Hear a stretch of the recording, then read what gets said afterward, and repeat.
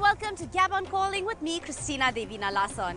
Now, it's no surprise that Gabon has been touted as Africa's last Eden, a unique and exotic tropical gem located on the equator.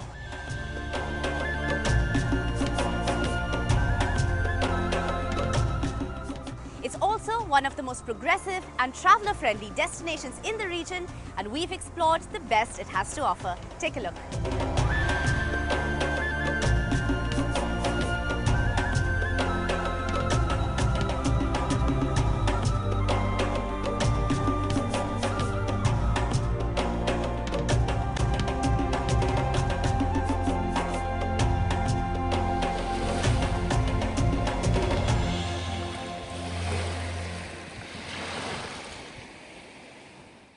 Bonjour! I cannot wait to start my very exciting weekend here on the island of Pointe-Denis in Gabon. I'm here at the gorgeous Baie du Tortue Resort, which looks amazing. I can't wait to start exploring it. But from the first looks, I already love it.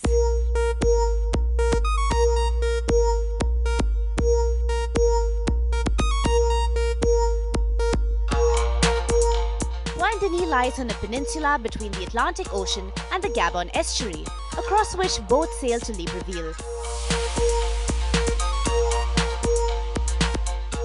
Various resorts within the island make for perfect weekend getaways for the Gabonese as well as tourists to sit back and soak in the sun, and also indulge in some decadent meals bursting with local fresh produce.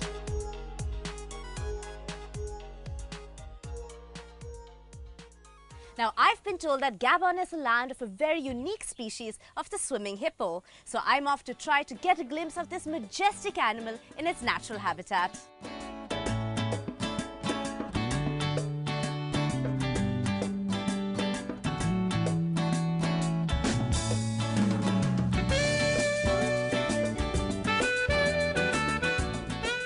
Pointe-Denis offers a variety of activities for an exhilarating experience and some adventure, be it the breathtaking jungles or some quad biking across the beaches. So in Pointe-Denis, the best way to get from the beach to your resort is by a sporty quad bike ride. And if you're lucky like me, you'll get a handsome chauffeur too.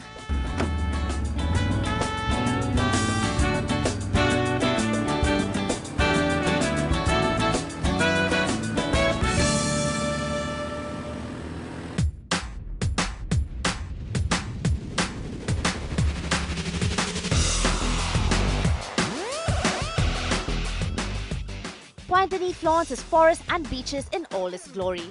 The island allows one to enjoy the leisure time, as well as get some adrenaline rush from the thrill of jet skiing through the plush mangroves.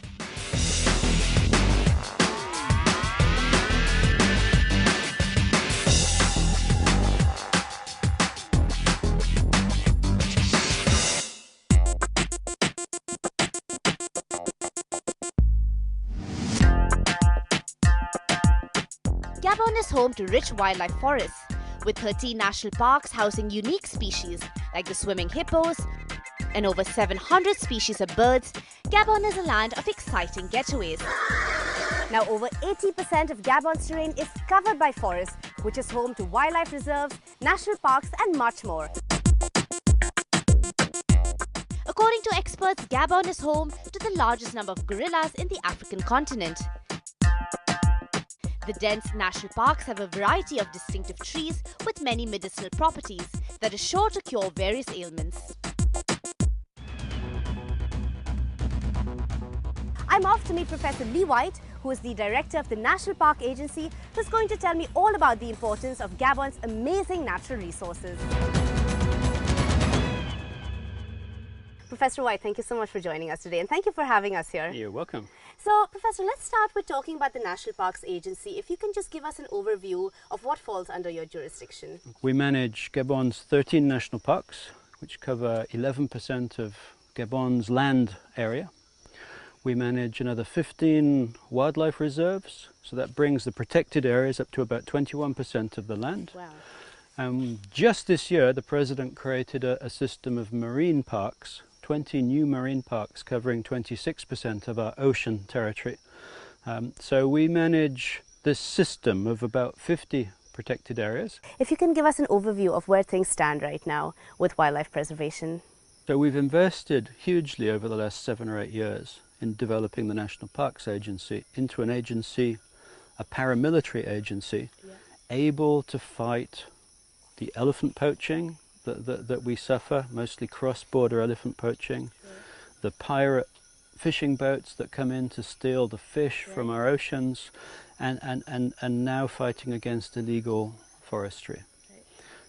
So over the last 8 years, we've gone from a small, unarmed team with very little logistical support of about 100 people to almost 800 people now. Wow, and that's just in a matter of a few years. Just in the last 5 years. So can you help us understand, where does the problem stand at today? How bad is it even today? A few parks on our borders where the criminals are still winning, and we still have to drive them back so we can protect the park, so that we can, and then once we've protected the park, we can start thinking about, well, what can we do with the park to create jobs and livelihoods? But I can't take a tourism investor into a war zone and expect that they're going to invest dollars into a tourist lodge or something. We have to secure our territory, we have to secure the parks, and then the parks can start working for the Gabonese economy. So Professor Lee, where would you say the ecotourism industry stands today, and how do you see it developing over the years? Gabon's a unique natural treasure, where the rainforest comes all the way down to the beach, where you can see unique spectacles like surfing hippos and elephants walking along the beach, gorillas on the beach. I once saw elephants on the beach and whales breaching in the background. We have 20% of the world's humpback whales that come here to breed. We have the biggest turtle nesting beaches on the planet. And so there's huge potential for ecotourism, for nature-based tourism. But it's never been developed. And so now that we're managing the parks and protecting the parks, we're looking to, how do we develop ecotourism? We've done a lot of work developing natural products. So we've been habituating the gorillas. A wild group of gorillas, as soon as they see you, they're going to run away. So we've taken time, we've had guides out in the forest, seeing the gorillas every day, habituating them is what we call it. And so now we have groups of gorillas which, when you see them, they don't run away, they just ignore you. They go about their life. They're used to you. You can follow them, you can see them. We have some of the best sport fishing in Africa, because we've been protecting the fisheries. We caught a world record barracuda a couple of months ago, 55 kilos, 2 meters 20 long. Heavier than me. And so we've developed the first few lodges. The plan is to develop 2 or 3 high-level quality circuits so that people can come to Gabon, visit 3 or 4 different places, go and see the incredible waterfalls in Ivindo, go and see the elephants mingling with the gorillas in Lengwe Bai, go to Lopé to see 500,000 years of archaeology, go down to the coast to see the whales and the turtles and the elephants on the beach. So creating a really varied product for people. All right, Professor Lee, thank you so much. It's truly been a pleasure learning about the National Parks Agency, all that falls under your jurisdiction, and your very exciting and inspiring plans for the years ahead. Thank you so much for joining us today. You're very welcome. It's been a pleasure. Enjoy your walk with my team. Thank you very much. All right, on that note, it's time for a very short break, but don't go anywhere. There's a lot more excitement from Gabon when we return.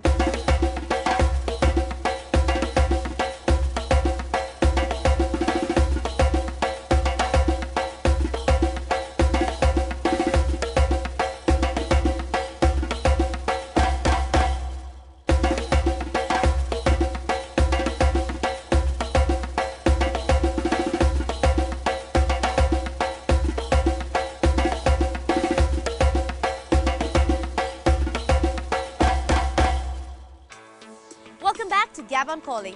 On today's episode, we bring you the best of Gabon's unseen adventures.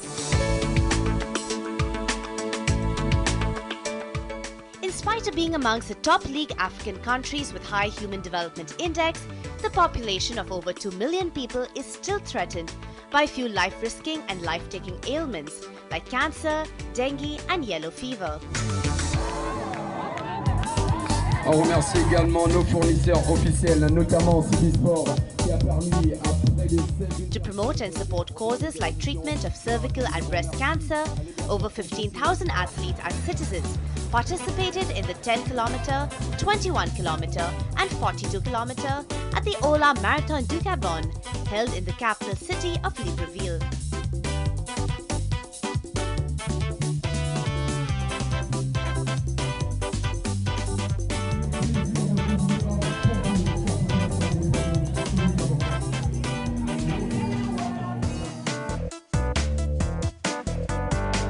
Running 5 years, this marathon is one of its kind and is growing in popularity and significance with each passing year.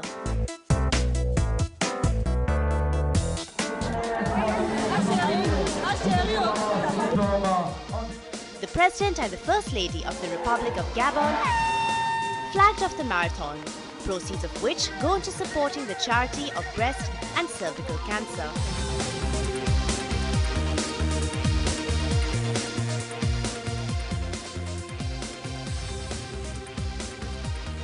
I'm here at the finish line of the very exciting Marathon du Gabon. Now what you see behind us is the 10K race just coming to an end. As you can see, the energy and the enthusiasm and support for the athletes is incredible.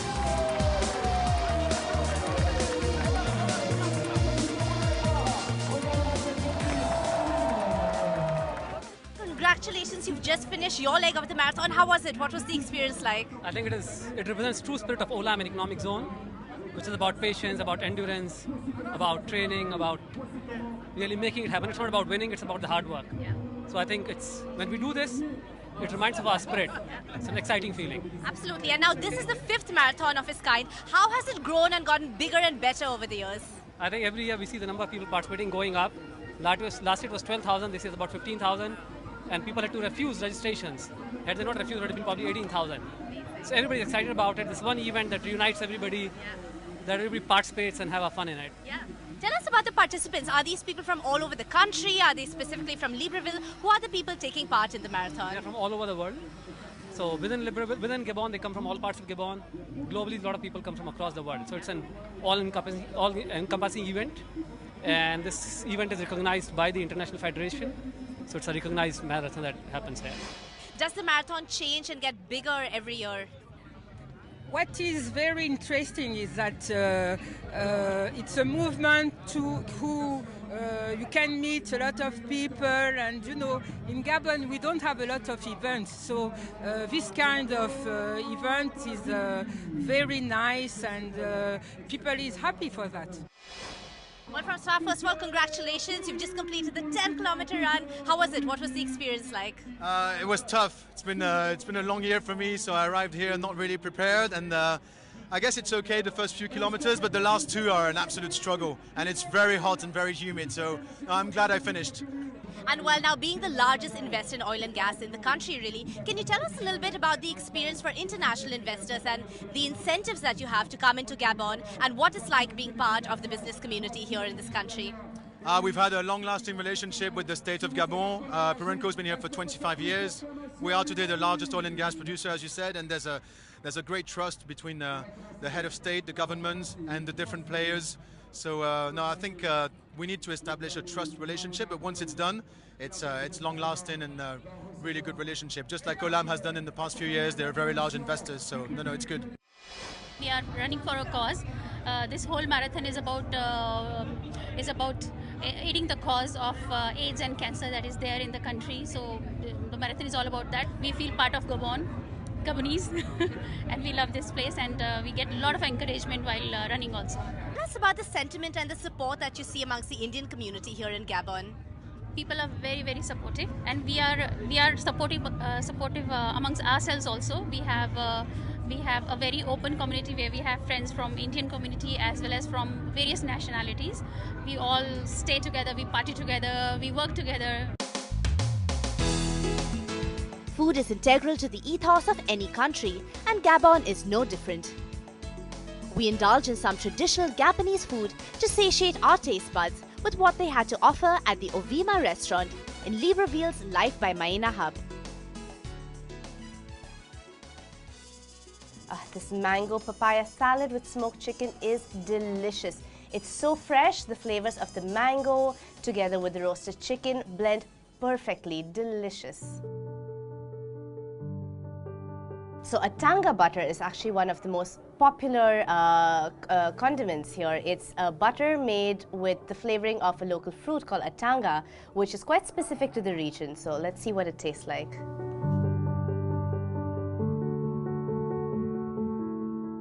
So it's very creamy. The texture is just like a regular butter, but the flavor, I can't really describe it. It's like nothing I've tried before, but definitely very distinct, and the creaminess is just amazing.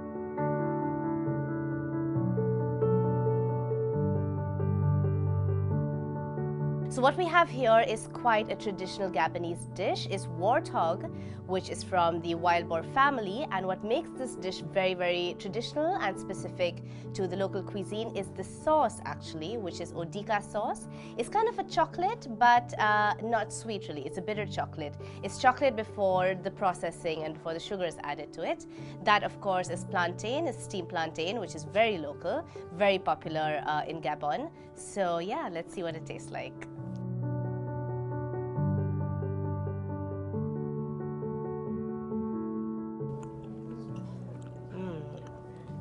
Delicious. It's very sweet, of course, very similar to the taste of banana as we know it. So this here is a Gabonese chili, which is infamously hot. I'm not sure if I'm up for it just yet, maybe after a few more bites. The chocolate sauce is very interesting. It's not sweet at all. Actually, if I didn't know it was chocolate sauce, I would have no clue that that is the origin, that that's the base of the flavor.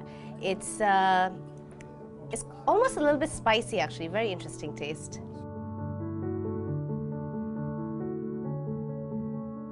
That is delicious. I think probably my favorite dish so far. The entire dish actually is filled with this vegetable, which is not exactly a spinach.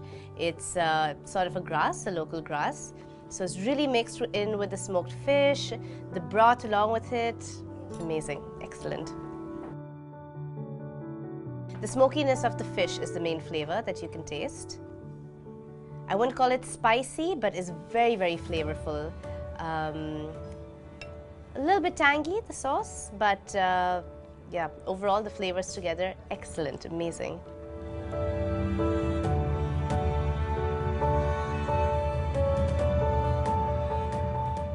This is a mango tart, unlike any other, because the pastry is actually made from the local flour, which is cassava flour.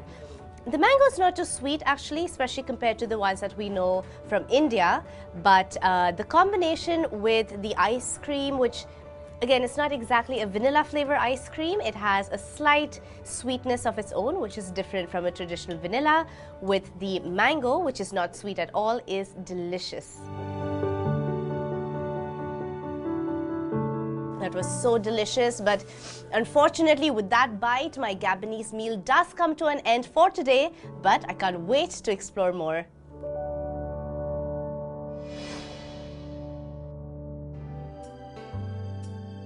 Well, coffee is one of the most exquisite commodities produced in Africa. So when you're in Gabon, you cannot miss sipping on a cup of great coffee at Paul Cafe in Libreville. Let's now go and see what's cooking in their bakery.